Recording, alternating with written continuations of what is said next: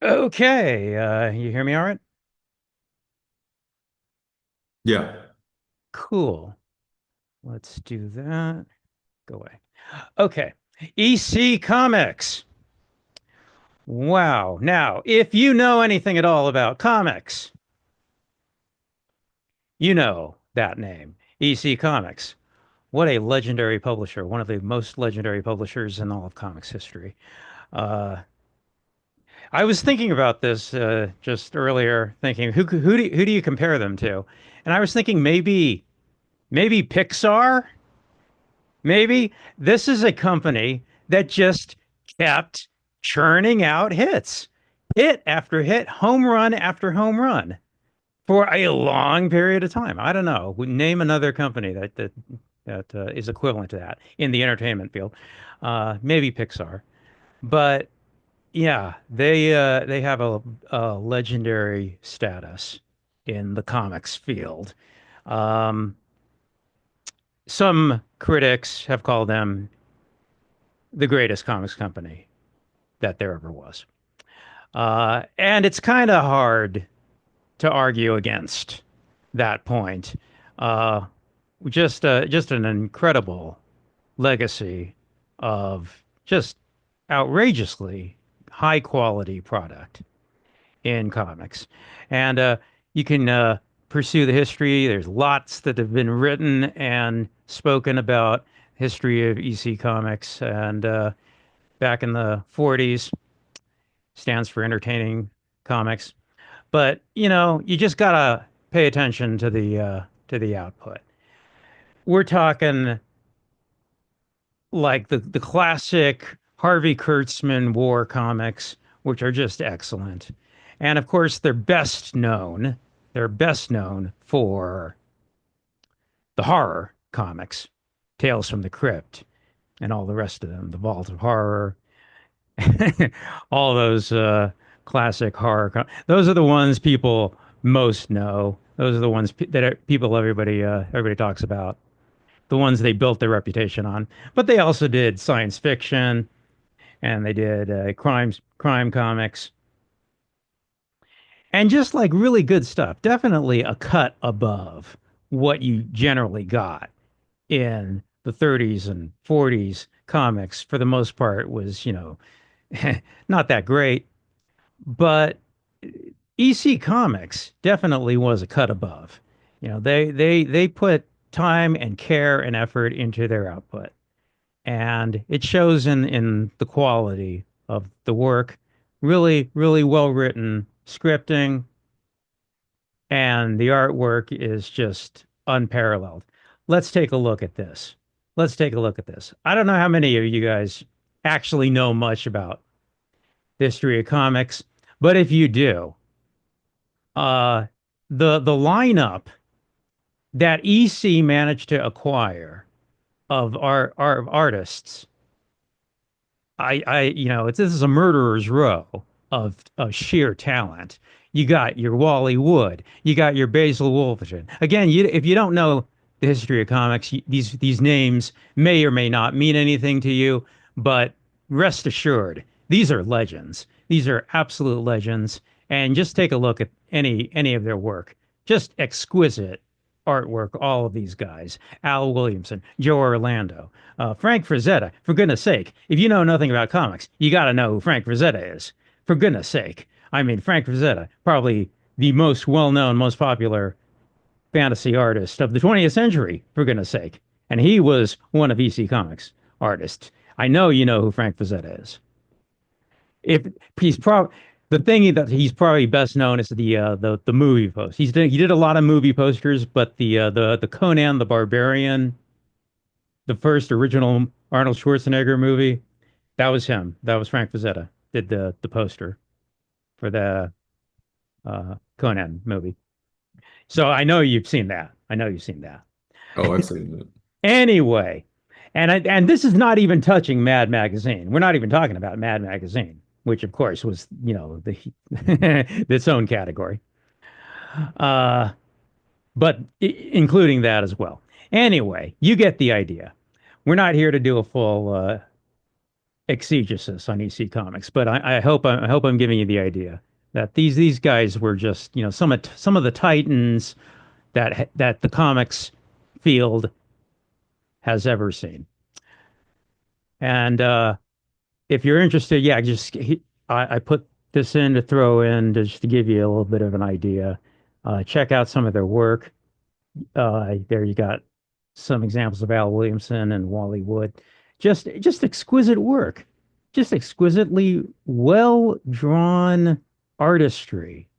Just the artistry was second to none. I mean, just a cut above what you would normally get when you picked up a comic book from the newsstand in the mid 1940s or 1950s. You would expect, you know, not stuff of this quality, but these were artists that knew their stuff. They knew anatomy and perspective and all the great stuff, and just well drawn comic booking. Just really, really good stuff, and take the time to check out some of their stuff, and you'll see what I mean. There's some good stuff in the collections, and there's a number of different collection projects that are collecting all those great classic 1950s EC comics. Fantagraphics is putting out a series of very high quality collector's editions of them, and so is Dark Horse. Yeah, so a lot of these are in color. Some of them are in black and white. But there's a lot of great EC Comics archival projects going on right now. People have said, critics and reviewers have said, these are some of the greatest comics ever done in America, American comics. And you know, it's hard to argue against that point. Okay. So what happened in 1954? This book was published, Seduction of the Innocent. Frederick Wertham was a psychologist,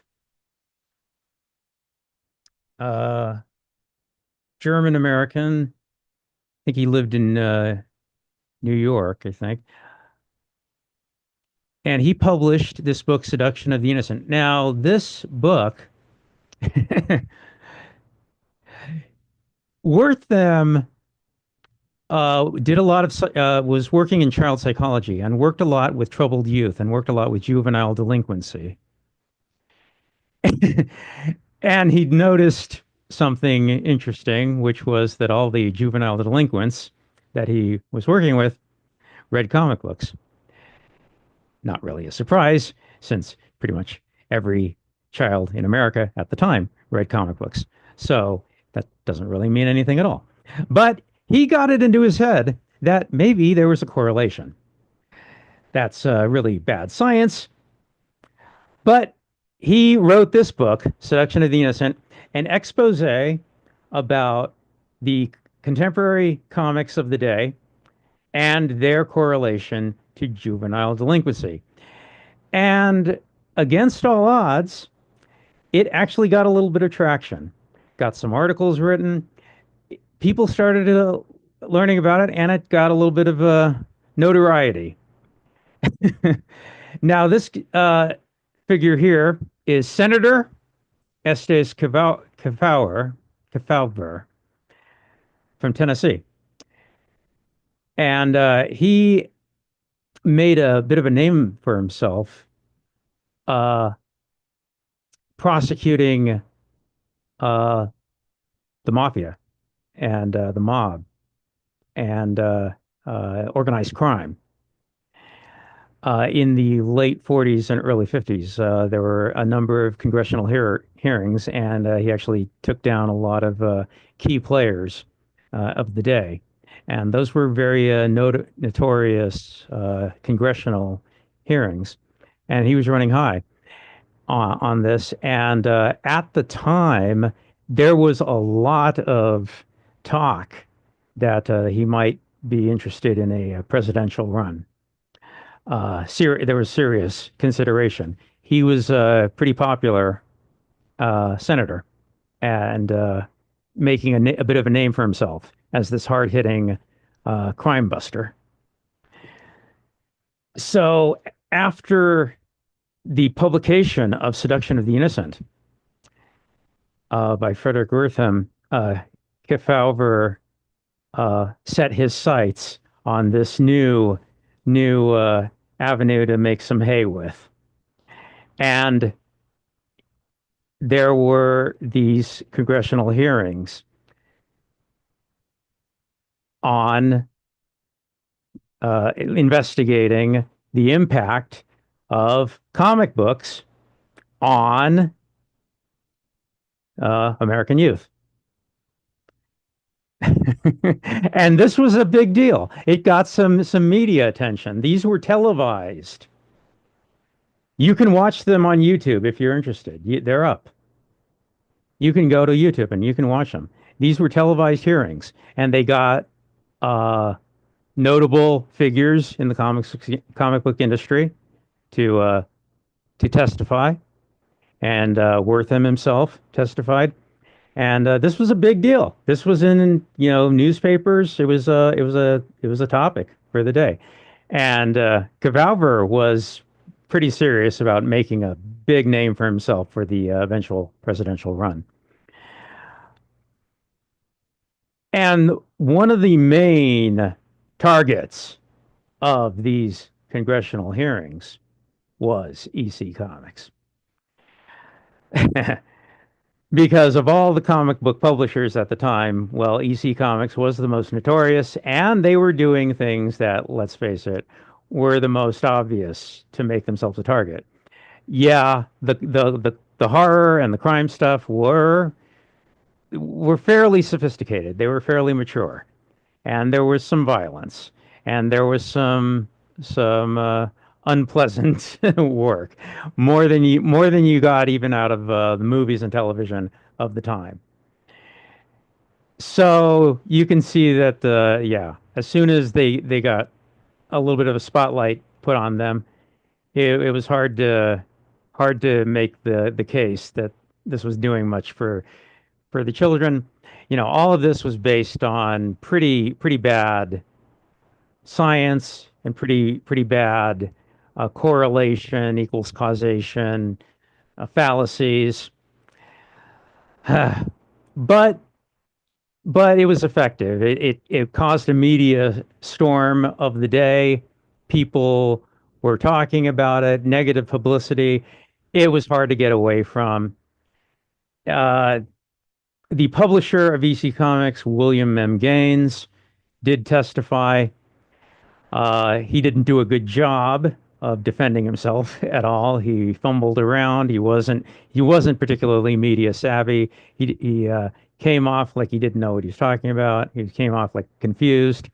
He was taking some some weight loss drugs at the time that made him a little loopy. He seemed like he was a bit out of it. He didn't come off well.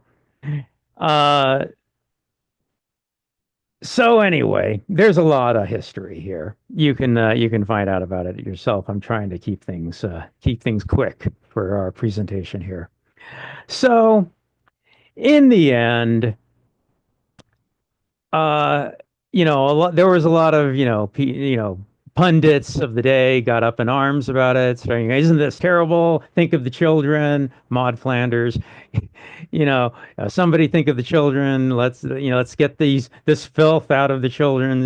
What are we teaching our kids? This kind of values and violence and so on and so on and so forth. We've heard this before.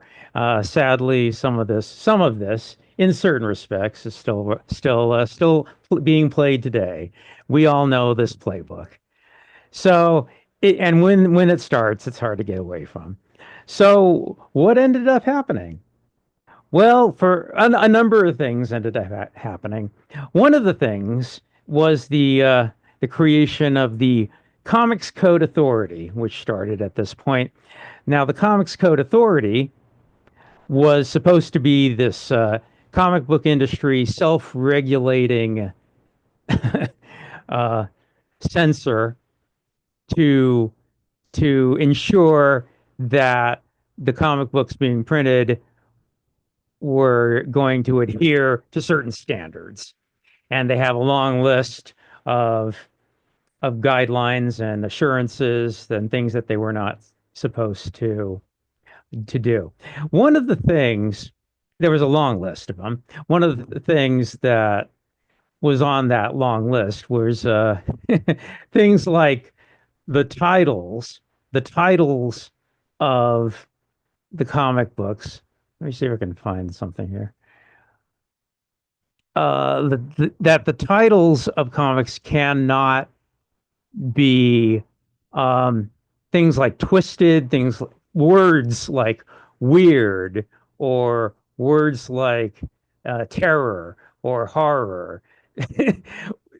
And for goodness sake, if you make a rule like that, it's pretty obvious that pretty much wipes out the entirety of EC's output. Every single one of EC's publication roster at that point is pretty much eliminated if you can't use the word horror, if you can't use the word fear or the word weird. And it's pretty obvious why that rule was instituted. They were deliberately and consciously, directly trying to take down EC Comics, clearly and obviously, and for the most part, it worked. You had to they had to cancel their entire line if you can't publish under those titles. So that pretty much did. Yeah, take out the entire line that they were publishing up to that point, and we're talking like 1955, 1956. Anyway, there's a longer history here if you're interested. So what could they do? They that pretty much wiped them out. They didn't have a choice. They had nothing else to do. So they, out of desperation, they did the only thing they could do, which was eliminate the entirety of their publishing line and start brand new comics titles. This was called their new direction, the EC New Direction line of comics. They didn't have a choice. They had to turn around. So this was a brand new line of comics that EC published that had nothing to do with the older stuff. So it was brand new titles, and the titles were ones like Impact, Valor, Aces High, Piracy, and they did some love comics, Confessions Illustrated. Some they experimented with like other formats, like illustrated picto novels and stuff like that. It was just let's do the only things that we have left to us because now we can't do any horror comics, we can't do any of the science fiction comics, can't do any of the crime suspense comics that we were doing. That we don't have anything else. So we're gonna turn our attention to some other stuff that we can get away with.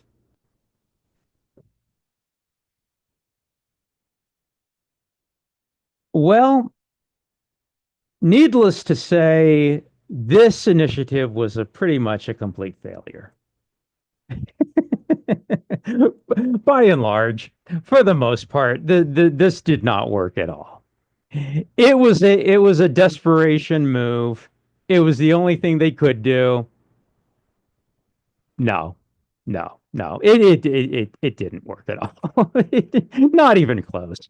Yeah, it was a complete failure. It just died. It tanked. There was nothing to these. You got to admit they give them their best shot. The talent was the same as it always was, and they put their best effort into it. But but come on, I mean, you're not gonna replace. If I knew more about sports, I could use a sports analogy here, like the New York Knicks with some farm team. It's just not going to work. You can't do it. The fire was gone, the energy, the passion, everything that made EC great. There was some good stuff in here. Let's be fair. Yeah, of course there was. but it just wasn't the same. And it didn't work at all. And the sales reflected that. Yeah. Yeah. So when people talk about EC, that this is not the stuff that EC really got its reputation on.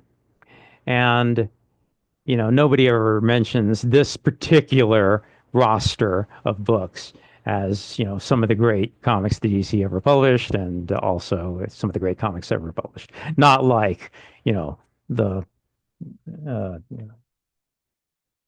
not like Tales from the Crypt or Shock Suspense Stories or Two-Fisted Tales. Definitely not. Okay, so all of this is to give you some of the background into what our topic for today is, which of course will be psychoanalysis, which is one of the new impact. Let me see if I got that. Best way to do that is go here, go to you, open. Okay, so the one of the titles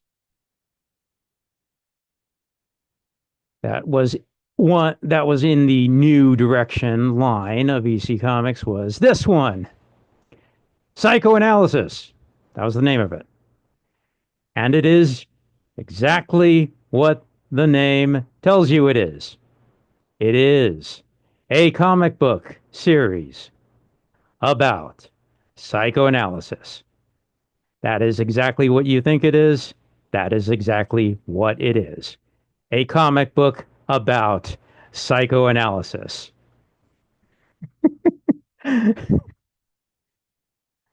I'll just pause for a moment to let this sink in.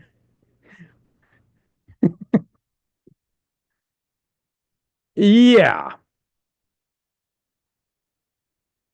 Yeah. Now this was let's see. So by and large, I think okay,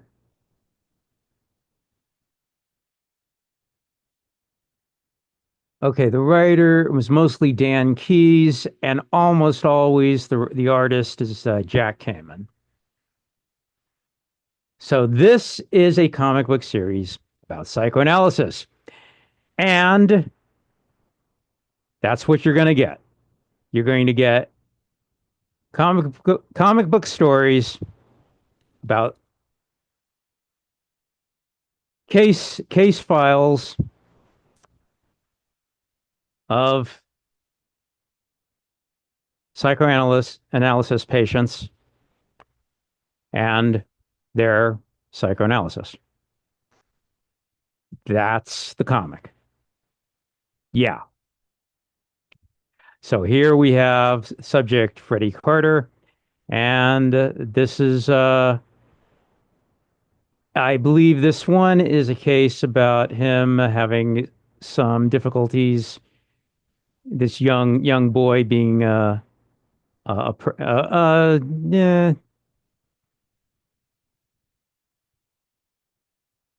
some questionable uh, parenting choices, let's say, and the impact it's having on his sense of self identity and his sense of self worth. And we go through the cases, the background, the history, and the character of the psychoanalysis himself, talking about the case with Freddie's parents and how they're parenting him, and we get some of the session with Freddie.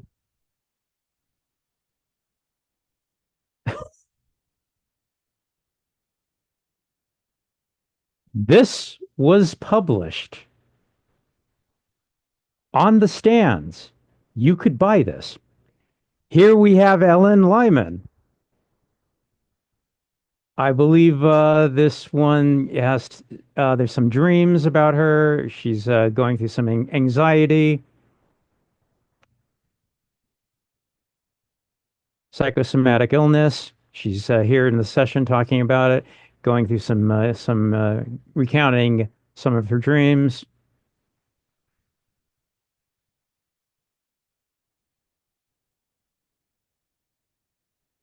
And they talk about the issues that she's having stemming from her childhood.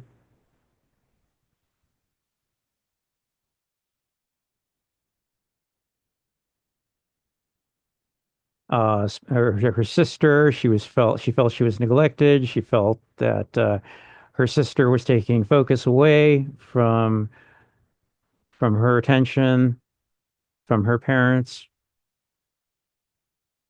Hmm.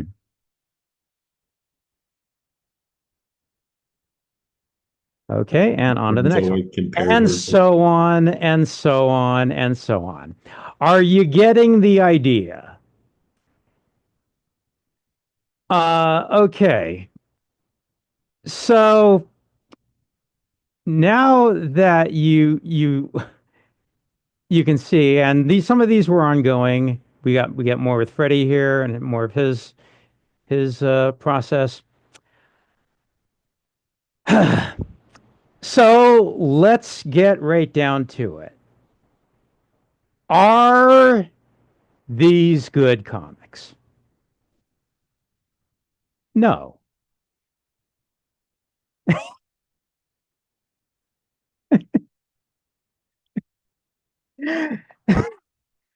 No. No, no, no. These are not good comics. These are not good comics. No, no. Oh, for goodness sake, no, these are not good comics. This is some very nice Jack Kamen art.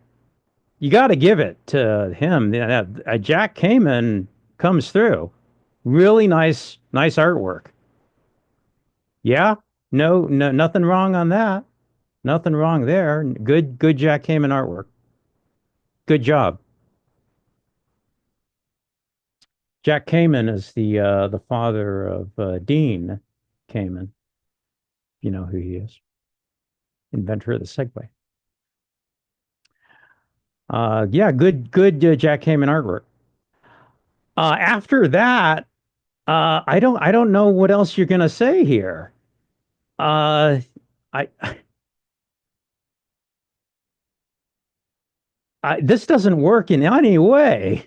This doesn't work at all as a comic, as an entertaining work of comics. I mean, there's a novelty aspect to it, but the novelty aspect wears thin very quickly.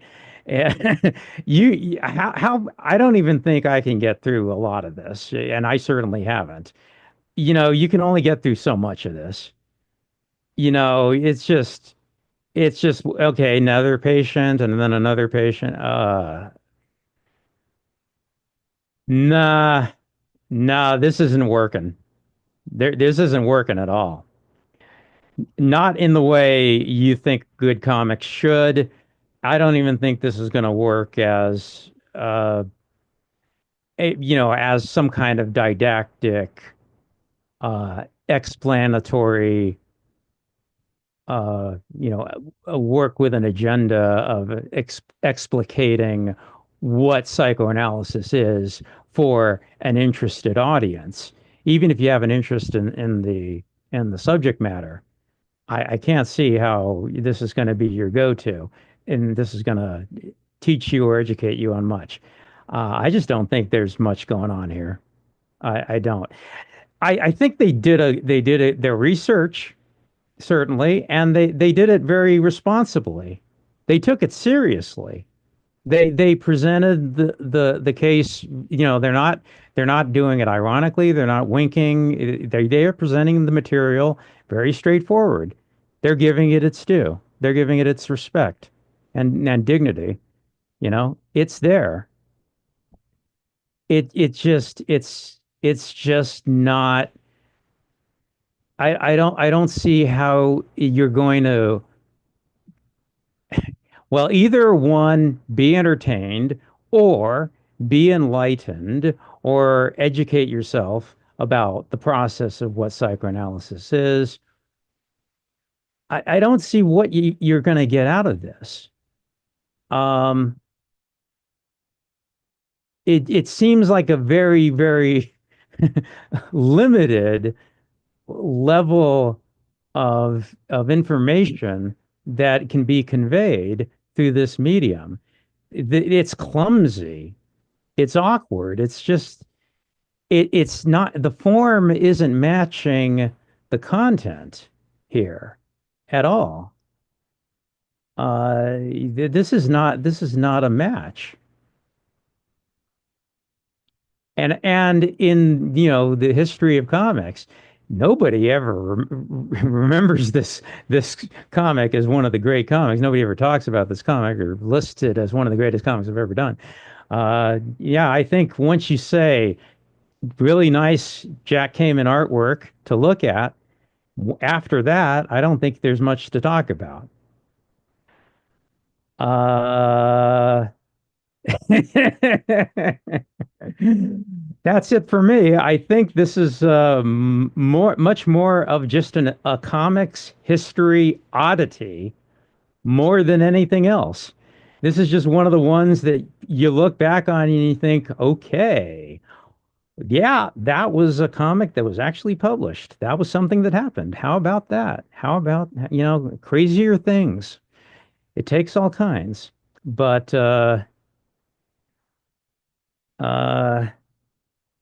yeah, yeah, I don't think it's going to be remembered for much of anything else than just wasn't that a crazy thing that happened once and just something to shake your head about and go, wow, what were they thinking?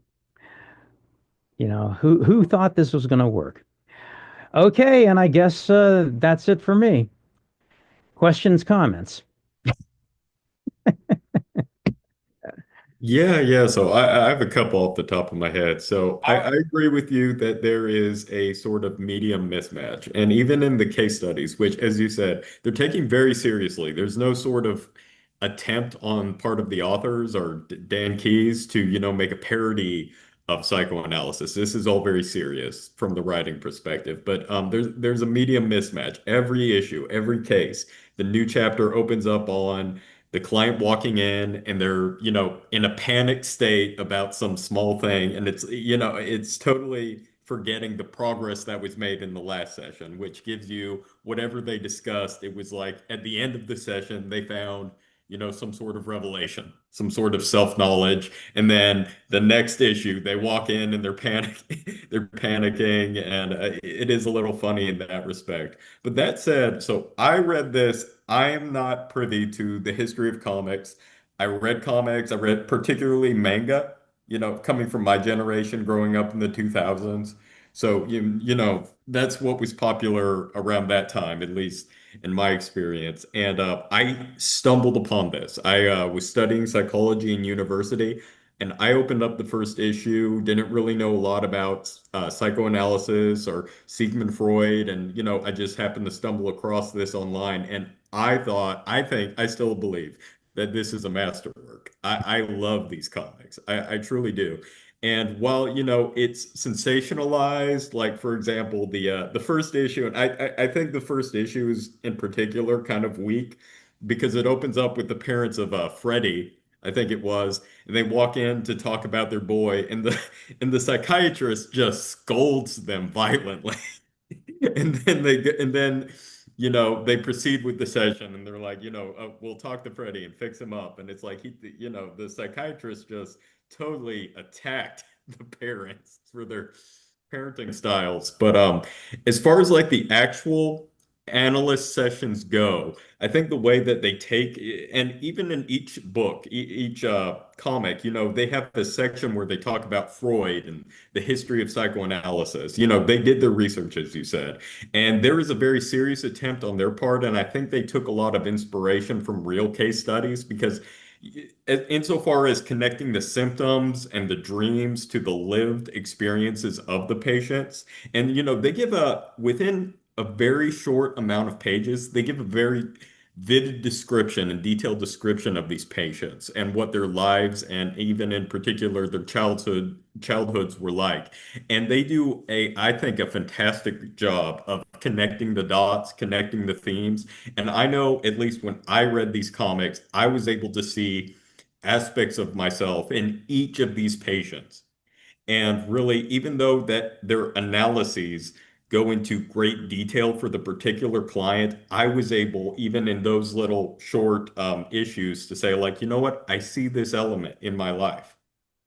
And I felt when I read it that I walked away with a self-knowledge I didn't have before. And I loved it for at least for that respect. And I think you got to give it to them that they did their research and they really respected the material. And I think that whether or not you are a fan of psychoanalysis, because it's not in vogue in psychology anymore. It's all very controversial.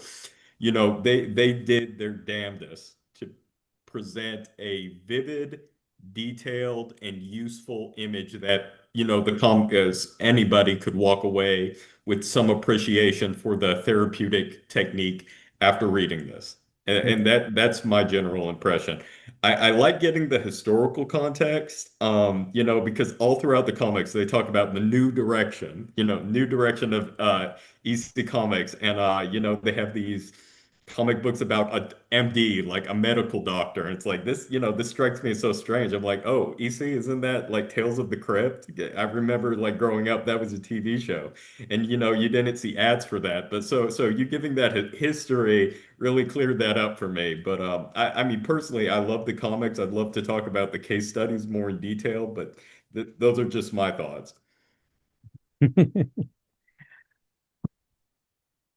Yeah, there's no question that that can happen, and it certainly happened to you. You could read these individual stories, and they can impact you. Absolutely, they can. Certainly, yeah, uh, yeah, and that can happen with anybody for anything.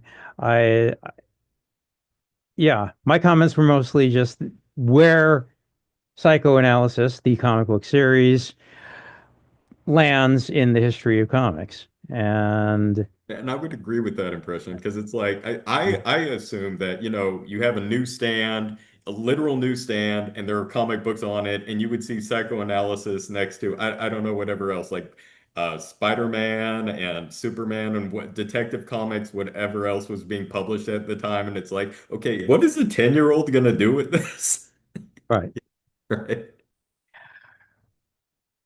Right. Right. It would be it's an awkward subject matter. Yeah. MD about a doctor. Yeah, a medical comic. Um, yeah, that was the context that they were shut down their entire line because they could not publish Tales from the Crypt or anything that they were publishing at all. So they did the only thing they could do, and it was a Hail Mary pass, and it didn't work, but they tried. So, Uh, real quick, I'm interested. How did I grow up with that TV show if it was shut down, if the comic series was shut down in 1955? Did another publisher pick up the title? yeah, I think that's what happened is Okay. they sold the title to whoever the production company was that did the TV show. Um, well, I mean, they sold the license for the title. Yeah, and also there were some movies. If you remember the old Creep Show movie, 1981, was it? I think that I've was heard of it. I've heard of it, yeah. based on the old EC comics. And, Um, and there was nothing in between then, between the 90s TV show, I think it was 90s, and then this old comic. So I guess it left a legacy. It left an impact. that is EC Comics' legacy is well the horror comics, Tales from the Crypt and Vault of Terror, and people remember those. Those are the main things that people remember from EC. The main things everybody remembers and talks about fondly. And uh, I think the war comics are actually much better. I think the war comics are excellent. Is there one in Two-Fisted particular Tales. you'd recommend? Well, there was Harvey Kurtzman did the war comics. It was Frontline Combat and Two-Fisted Tales. Great stuff. Absolutely excellent. Top of the line stuff. We've done those in my comics reading group. Wonderful stuff. Wonderful stuff. Check them out if you can. If you can. They're really, really good war stories. Not just good You war said stories. They're good stories. They're good, well written stories. Combat Zone, was it? s- con, frontline combat Okay, okay. and Yeah. I'll check it out. two-fisted tales. Yeah, you can find them. But and also their science fiction stories line. They did a weird science and what were the other ones? Weird fantasy. Yeah, they would do adaptations of Ray Bradbury stories. Uh, yeah. Anyway, people have long said, yeah, the EC comics of the 1950s were some of the greatest comics ever done. And if you do spend the time to dive into them, yeah, it's hard to argue against that point. They were very, very, very high quality comics. Definitely several cuts above that's what you would standard comics were of the 1940s and 1950s. Not a high bar to clear, certainly, but they did have a high batting average. I mean, what were some of their major competitors at the time? I assume DC was, they were alive and kicking, but I don't know about like Marvel, Stanley. That came a little later, right? Like maybe around the Mm. At the 70s-ish. time, yeah, at the time they were called Atlas Comics. Atlas. Yeah, well, in the 1940s they started as Timely Comics. By the time there was the 1950s, I think it was Atlas Comics. Yeah, I mean, it was mostly monster stuff. The 1950s, like alien monsters attacking. It was just like a lot of Twilight Zone type of stuff. Yeah, there was some war comics. There was some World War II combat fighting comics. There was stuff like that. There was romance comics, westerns. There was some western comics. That's pretty much what you got, and smattering of other stuff like some jungle comics, and there's teen comics Right, right. like Archie. Archie. Yeah, well, Yeah. Archie's the most famous, but there was lots of other ones like that. There was some humor comics. So there was a lot of stuff out there, sure. But a lot of horror, and there was some terror and horror stuff. But in Alien. terms of like actual writing quality, EC was the pinnacle. Yeah, I think you'd have to say EC was the diamond standard. Uh, no, I don't think anybody else came close, really. No, no, no. Sure, Superman was always being published, sure, and Batman also, but Well, those were much simpler stories, well, yeah, they were for kids. It was always, what shenanigans will Lois pull to try to find out Superman's secret identity this month? Right. You Well, they know, were for kids, but Batman was going around with a gun killing people, so no, it changed. that never happened. No, that happened. The original Batman. He had a No, gun. no. He used a gun two times in two stories very early in the career, But and neither one resulted in deaths. And but other than that, no, he never used a gun. okay. Well, it definitely a lot more adult than Batman later on. How about that? Right. It was mostly just a lot of goofy costumes and goofy gadgets. Yeah, that's all it was. And yeah. Yeah, so, comic books, generally, for the most part, have had a popular reputation Hmm. of being subliterate garbage for intellectual inferiors. And the reason comic books popularly got that reputation is because, for the most part, that was true. For the most part, yeah, that's actually what comics were. They were just very juvenilely written stories and artwork intended to entertain 9, 10, 11-year-old boys. That's for the most part. And there were girl comics too that were intended for, adolescent girls. And, the creators didn't put a great deal of sophistication into the comics. And that is why comic books got that reputation. And of course, we're talking here about North America because Europe and Asia had a very, very different evolutionary path than North America. I'm only talking about North America here. The story was very different in Europe and Asia. Very different story. Very different story. Very different evolutionary path. But for North America, no, the creators just were not thinking adults were paying attention. This was all kids stuff, and we didn't have to put a great deal of time and effort and thought into it. So when EC Comics came along and they actually did put some thought and effort and made the assumption that adults, at least anyone over the age of 18, were actually going to be reading this. Yes, that was pretty much EC and nobody else. They were the only ones doing that. Yeah.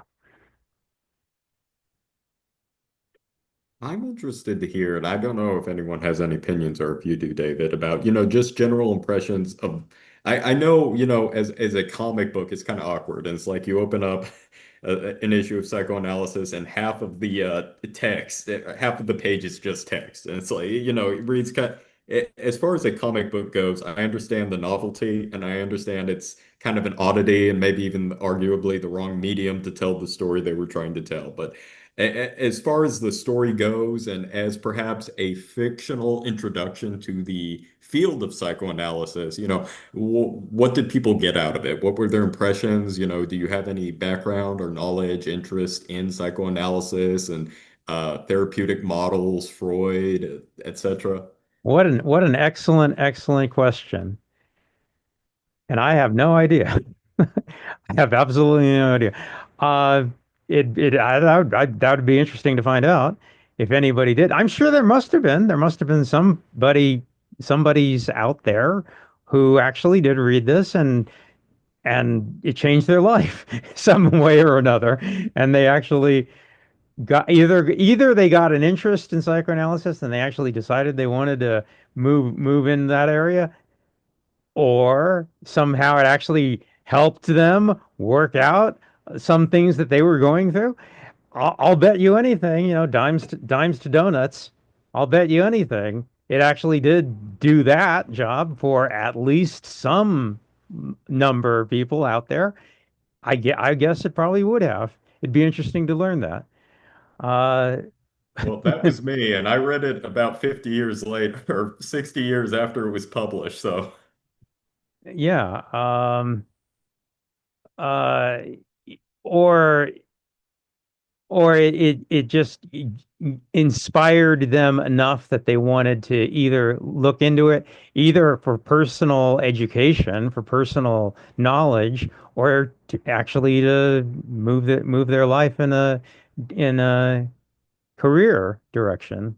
Uh, there probably were a few people like that. I'll bet you anything. And I'm not sure I could imagine it'd be a great number.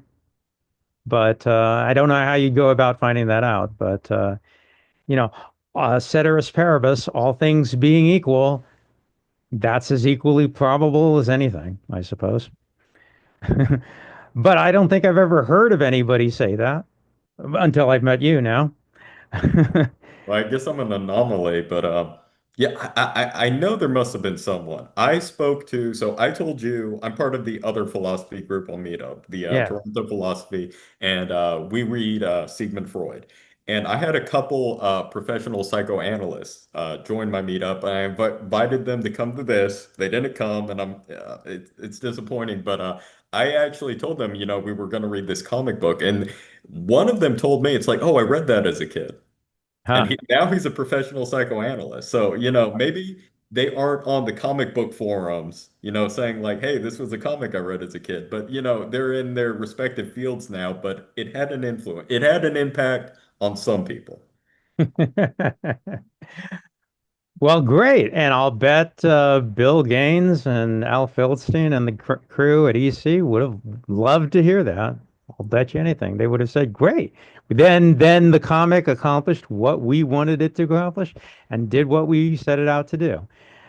Uh, and I'll bet they would have liked it if there were multiple thousands of readers like exactly like that, enough to have made it a huge smash hit success. Kept it on the stands. But I mean, that's the thing. When I say what were they thinking, there's no way you could possibly publish something like this and think this is going to be a smash hit, sensation that's going to, burn up the country, even do the numbers that you were doing when you were publishing The Vault of Terror. Okay, so the main author was Dan Keyes, and he, of course, you're probably familiar. He went on to write Flowers of Algernon, right? Yeah, that's right. Modern classic, which is I haven't read it yet. I need to read it, but it's I know it has a lot to do with psychosurgery and topics related to mental Dude, illness, dude, psychology, etc. dude, it's not long. It's It's it's not. a it's a 20-minute read. Well, I just haven't read it yet. It's not a time constraint issue, but did you recommend it? Do you recommend it? Have you read it? Yes, it's yes. Okay, okay. Well, it looks amazing.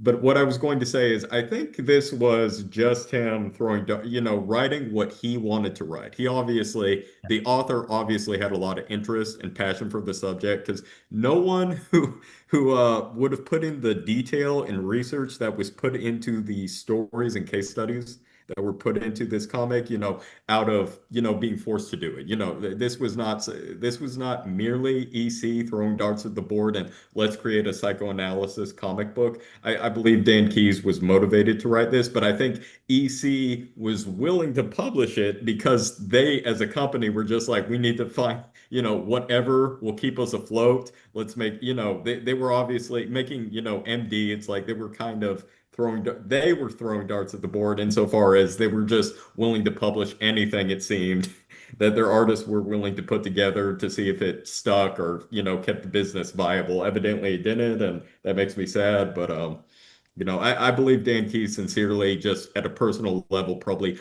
fought to have this published and fought to have the capacity to work on this comic book. Yeah. No, oh, absolutely. Yeah. No, I don't think you can in any way impugn the motivation and sincerity of the creators. I think they approached it very soberly and responsibly. So, so hats off to them. Yeah. No, I think you're exactly right. Okay. I am disappointed to hear you didn't like it, though. Is that more from the perspective of a comic book connoisseur, or is that from the perspective of, just not liking the story, not finding it entertaining, or both? I'm in, I what I'm interested in is good comics. Okay. I'm interested in good comics. And I don't think these are good comics as comics. I mean, we can say what we want to say. Are they good stories? Are they good case files of psychoanalysis? Are they good on that level? I'm not analyzing it on that level. I'm analyzing it on the level of being a good quality comic book. Uh, Medium on mismatch. that I level, I agree don't with think. that. Yeah, I don't think they accomplish what I think good comics ought to accomplish. Point taken, point taken. Yeah. I liked it, but I can appreciate that critique. Insofar as it is a comic book, it does not take advantage of the medium and feels awkward as a comic book. Yeah. Yeah, and but look, analyzing it as on the level that I think you'd like, which is the actual case files. Yeah. Okay, I appreciate people like you. I myself am a lifelong oddball. I love stuff that nobody else does. I love stuff that people just don't have any time for at all. I can give you a long list of stuff that I love that everybody else looks at and just go, "What?" Yeah, I'm with you, man. I'm with you right there. I'm right there with you. But this stuff, and I appreciate that you just eat this stuff up because when I come across stuff that I love, yeah, same for me. I can't get enough of it. I shovel it in. But this psychoanalysis comic book, I gotta say, I appreciate your love for it, but no, no, I cannot. It's tough. It's tough to chew. It's tough going. Hmm. It's just a slog. And I've read comic books my whole life. I've read comic books nobody reads. I've read comics nobody would ever read. Brother, I can't do these. You never want there was I no point in the four issues you found yourself to any degree invested or empathetic towards the characters. It just didn't happen for you. no, no, no. Well, I can appreciate that. I They're agree. just yeah, they're it's like walking through molasses reading these. It's just like, and you know what? I used to be so into psychology. I read lots and lots of psychology books in my life. Hmm. I've taken psychology classes. I love psychology. I'm a It's big not the psych guy. subject material. I'm a psych guy. I love psych. I enjoy learning psych. I've taken psych classes. It's an area of interest for me, for Okay. real. But I'm talking about this comic book, Psychoanalysis. It's just it's like walking through glue for me. Gotcha. It just doesn't do anything to invite me as a reader to keep going. And just what do you what give me a bone here. Give me something I can it's trying to resist any of my efforts to connect with it. Mm. It's not inviting in any way. Let's let's do this. Let me go here, go there, go to you, there. It's just so chewy and turgid.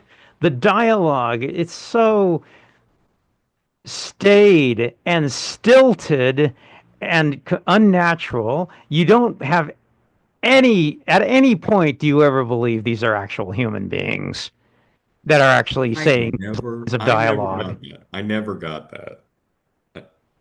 These are like cardboard, uh, you know, like what do you call it? The ABC special of the week.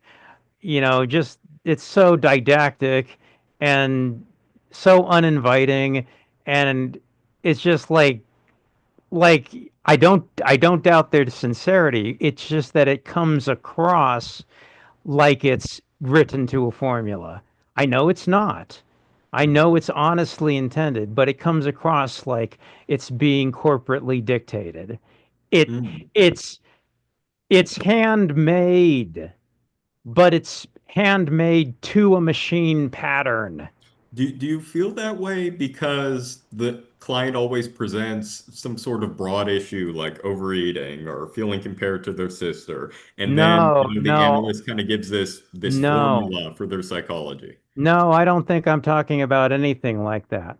All Okay. I'm talking about is the presentation, the style, the way it's intending to connect with me, the reader. That's Okay. the only thing I'm talking about. This, to me, comes across as wooden and cardboard and unnatural and stiff. I know we have at least one other person on the call. Did anyone else feel that way? 'Cause I'd like to know if there's like a gray area between me and David. Yeah, it's just overwritten Okay. and yeah, so much dialogue, so many sentences. Gotcha. Do you feel it takes itself too seriously? Because I know, at least in my experiences, Maybe. like when I'm like, for example, watching an animated show, because I watch a lot of animation. When I'm watching something that I feel like is trying to punch above its weight class, then I'm just like, okay, this is not a cartoon. This is not what the medium's for. Did you get this sense? Like maybe Yeah, it was taking itself, it was trying to be too intellectual for what is a, small comic book. Because I could understand that. I think I see what you're getting at. Yeah. Let me tell you, I have in my life read comic books that I would call intellectual, that I Okay. would call very, very smart and sophisticated and adult, and actually has some depth and substance to it. I can name many comic books that I think qualify, and they do it well. They do it in a way that is approachable Okay. and that connects. There's a way to do that. I've And read takes comics. advantage of the medium as Yeah, opposed to feeling shoehorned in. yeah. What's an example for you? Intellectual comics. I would say, I think Alan Moore has written a number of different comics that I would say qualify as intellectual. Uh, All I know by him is Watchmen, and Watchmen works because it's kind of a parody of superheroes, which of course is a comic book genre.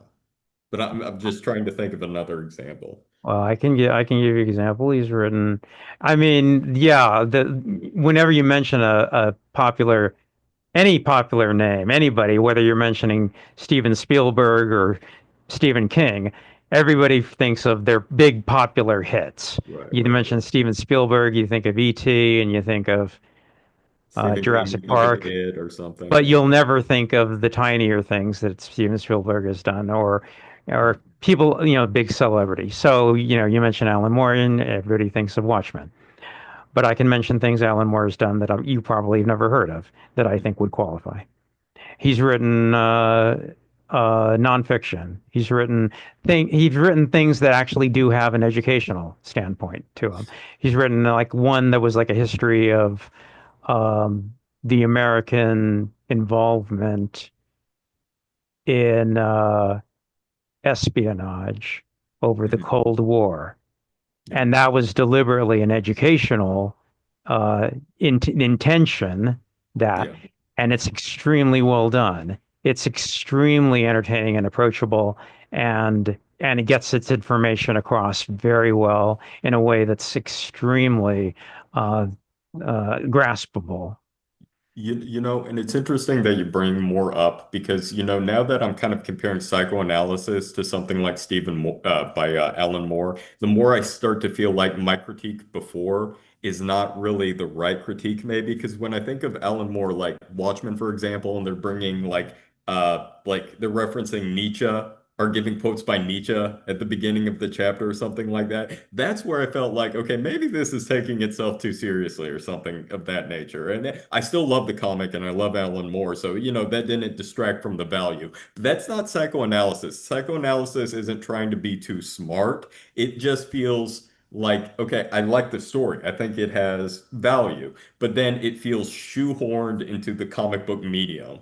And you're given a comic book and the art's great. Nobody, you acknowledge that, everybody I think could appreciate that. But then you're reading this and it doesn't feel like a comic should. And your eyes are scanning through the pages, but like every block is, 75% of it is text. And you're given images, but nothing's really happening. People are sitting in an office, and it doesn't have that maybe level of entertainment and visual appeal that you're expecting from a comic book. So okay, I could understand that. Yeah. It's all style. It's how you pull it off. It's how well you pull it off, and you can pull it off poorly, and you can pull it off well. I understand exactly what Keys and Kamen were attempting to pull off. I just don't think they did it well. Mm. You could have. There's a way to do. There's a way to have done this in a way that could have worked. It could have worked. They could have made a story. We have small glimmers of dream interpretation in these case studies, but I can already think like if they really honed in on the dream sequences and going through the dreams, like maybe that could have made a really great kind of surrealist comic book. And they could have slipped psychoanalysis and Freud in there, but instead we're kind of getting beat down with a very long conversation about childhood. Like they could have honed in on that direction, but they didn't. I don't know. I still love it, but Yeah. Um,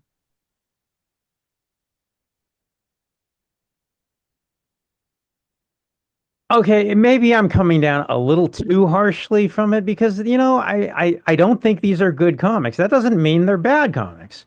They're okay. not good, but they're not terrible either. You can't say these are, awful. There's some quality here and that it's worth paying attention to. Mhm. But yeah, no, I don't think I'd call them good comics. Could you ever see yourself recommending these comics to someone? Like maybe not a comic book enthusiast, but maybe someone who was interested in psychology or interested in intelligent media. Do you think you could ever like maybe say like, hey, this is something you might be interested in? Yeah, I think I actually have recommended this to a friend who actually was interested.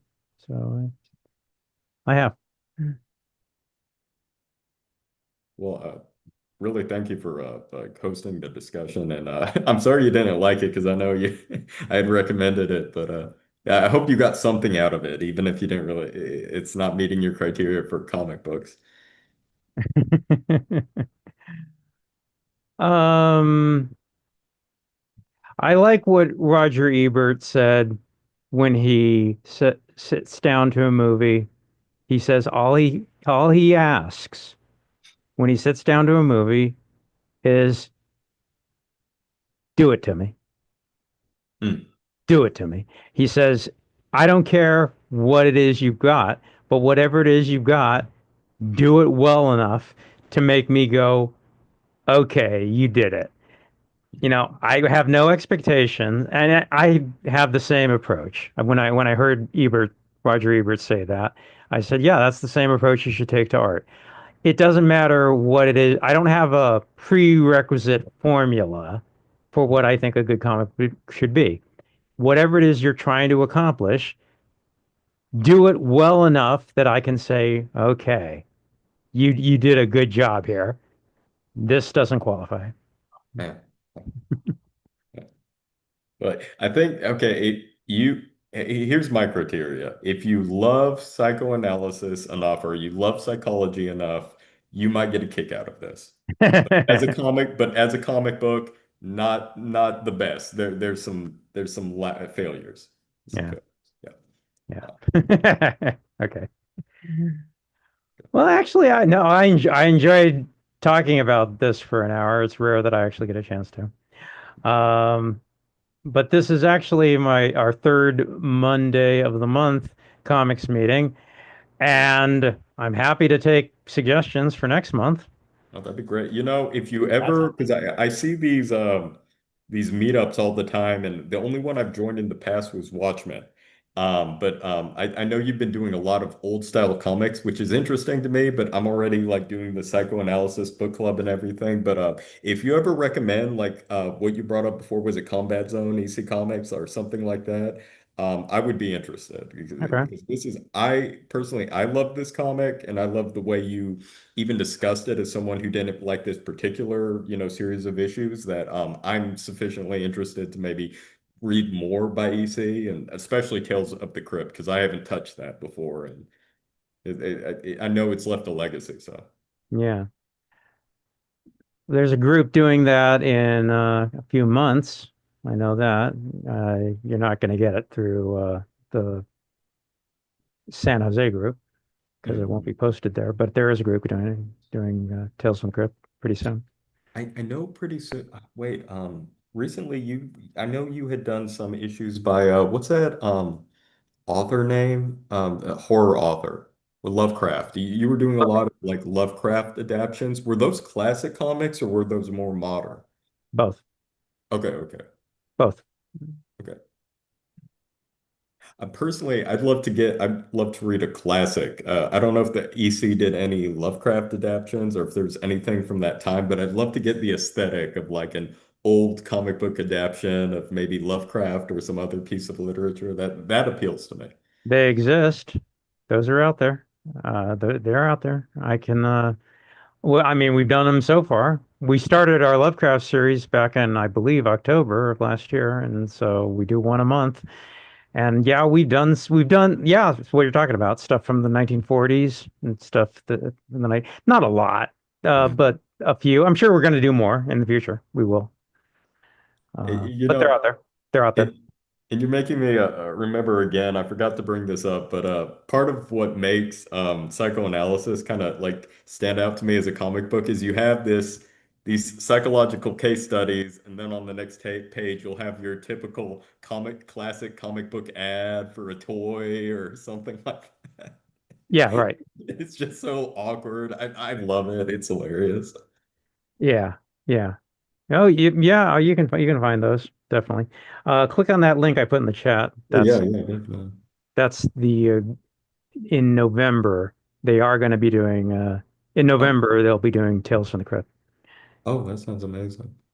So Um, Yeah, yeah, and I'd love to join you if you do another Lovecraft or something like that because I've read a bit by Lovecraft, and I don't know how you would put his brand of psychological horror into a comic book because it just seems so. When you read Lovecraft, like 70% of the story is happening inside of the protagonist's head. that's right. You know, so I don't know how, and it's not till the very end that you see the ghoul, the monster, or something like that. Sure. Sometimes it's just felt at an existential level. So, I don't know how you could even turn Lovecraft into a movie or a comic book. So, are these good adaptions? Yeah, it's probably what you would expect. It's going to be mixed. I will tell you there are the ones that I've read so far that I think are really very, very, very good, high quality. Okay. And some not so much, and some that are just desperation time, and everything in between. It runs the gamut, runs the spectrum. So but that's par for the course, isn't it? That's just the way it's going to go. So be discriminating as with everything. Yeah, we've done a fair number so far, and yeah, a number that we've done actually I think are really, really good. Some not so much. Mhm. We're doing all of them. We're not being discriminating. We're not doing only the quality stuff. We're doing good or bad. We're doing all Lovecraft comics. Oh, that's awesome. That's awesome. Well, I really enjoyed this session. It was good talking to you, David. Yeah, okay. All right, Lee. Let me know if you got any suggestions, and we'll get another one next month. Sounds good. Have a good night. Cool. Okay. Bye.